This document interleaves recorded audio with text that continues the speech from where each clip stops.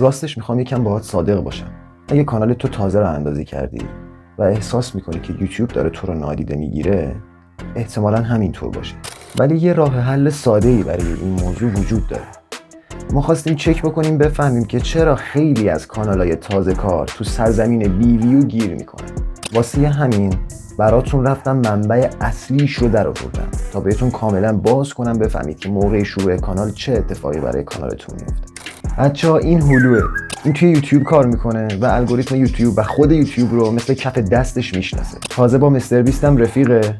اگه کسی هم این وسط بخواد به ما یاد بده که چطوری میشه راه باز کنیم به دل الگوریتم یوتیوب، قطعاً هلوه. ایشون 5 تا نکته به من گفتن که من توی هیچ کدوم از کانال‌های آموزش یوتیوب ندیده بودم. حالا اگه میخوای کانال کوچیکتم به یه کانال بزرگ و قوی تبدیل بشه، این نکات رو به ترتیب دقت کن و انجام بده.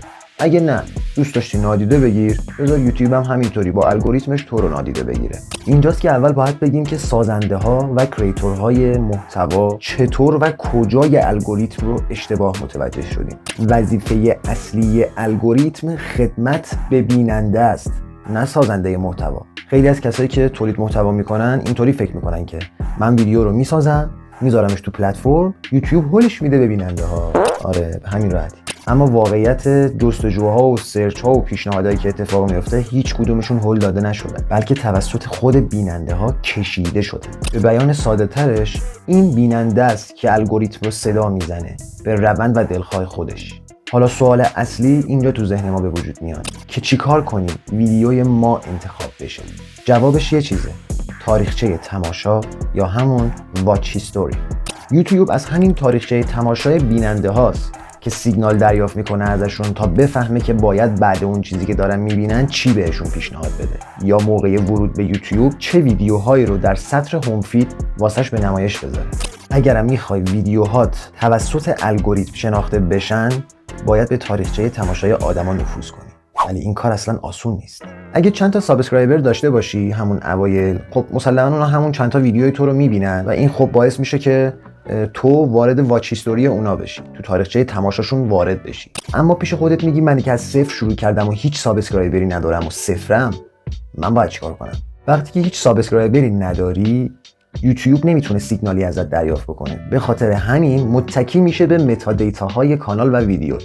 یعنی چی؟ یعنی عنوانش و توضیحاتی که برای اون ویدیو قید میکنی. تایتل and description. به خاطر همینه که میگن سرچ اولین جاییه که ویدیوها شانس دیده شدن دارن.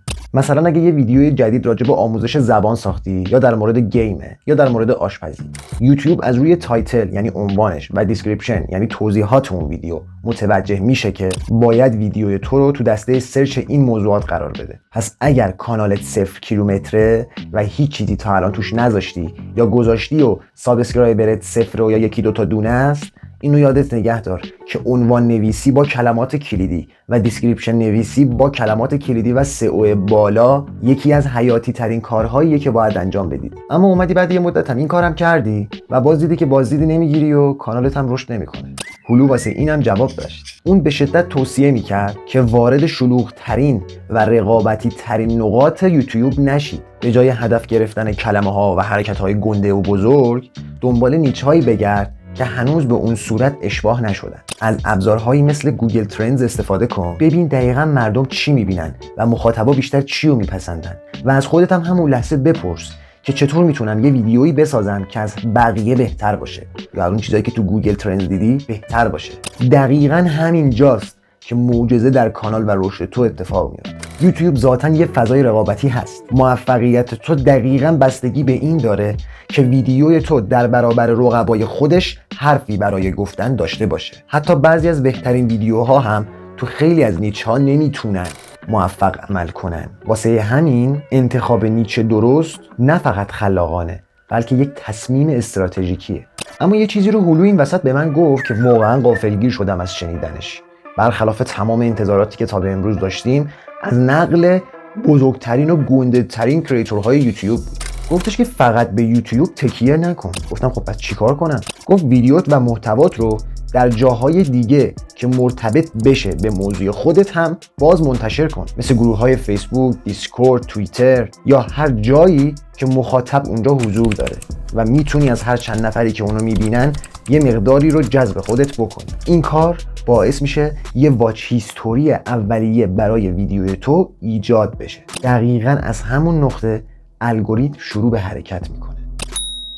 این حرف و این حرکت یک باور بزرگ در یوتیوب رو خراب کرد. دقیقاً برخلاف چیزی بود که خیلی‌ها فکر می‌کردن نباید ویدیو رو بیرون شیر کنی. وقتی که کانالت کوچیکه و هنوز هیچ واچ هیستوری نداره، باید ویدیوهات رو از طریق لینک ویدیو یوتیوبت خارج از پلتفرم یوتیوب هم در جاهای دیگه که مخاطب حضور داره هم معرفی کنی. این به معنی اسپم کردن لینکت نیست. برداری لینک و زرت تو کامنت مردم کپی پیست. نه اونطوری نه. اسپمش نکنید. بذارید داخل دیسکوردتون، از دوستاتون درخواست بکنید که توی قسمت پستشون یا استوریشون به حالت لینک براتون بذارن. اگه سوشال میدیاهای دیگه‌ای کار میکنید که نسبت به یوتیوبتون 0 کیلومتر نیست، یه مقدار بیننده بیشتری دارن، تو اونجا بذارید و درخواست بکنید که اگه هر کسی به این محتوا نیاز داره، اگه آموزشی بیان ببینن یا با طریق تکنیک هایی که برای جذب و تحریک کردن بیننده است بکشیدشون که بیان ویدیو شما رو ببینن.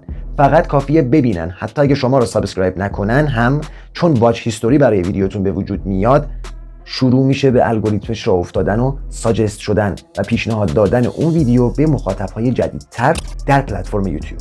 اینجا مرتب بودن همه چیزه بچه‌ها. اگه میخوای توی این حرکت بهترین عملکرد رو داشته باشی، باید بری جایی که جامعه هدفت حضور داشته باشه و محتوایی که داری ارائه میدی هم به دردشون بخوره. تو الان تولید محتوای کال آف دیوتی کردی به عنوان مثال، تو گروه خالتینا و عمتینا به دردشون نمیخوره که. اونا ویدیوهای دیشگیرین دیرین که روش مینویسه صبح بخیر عزیزم، امیدوارم حالت مثل گل بهار، اونا از اونا دلشون میخواد براشون تو اون گروه بفرستی. پس وقتی مخاطب تو اون گروه نیست، اون لینک اونجا به درد نمیخوره. لینک رو جایی قرار بده که حس میکنی اون ویدیویی که تو ساختی به درد اونا میخوره. پس توی اشتراک گذاری محتوات هوشمندانه عمل کن.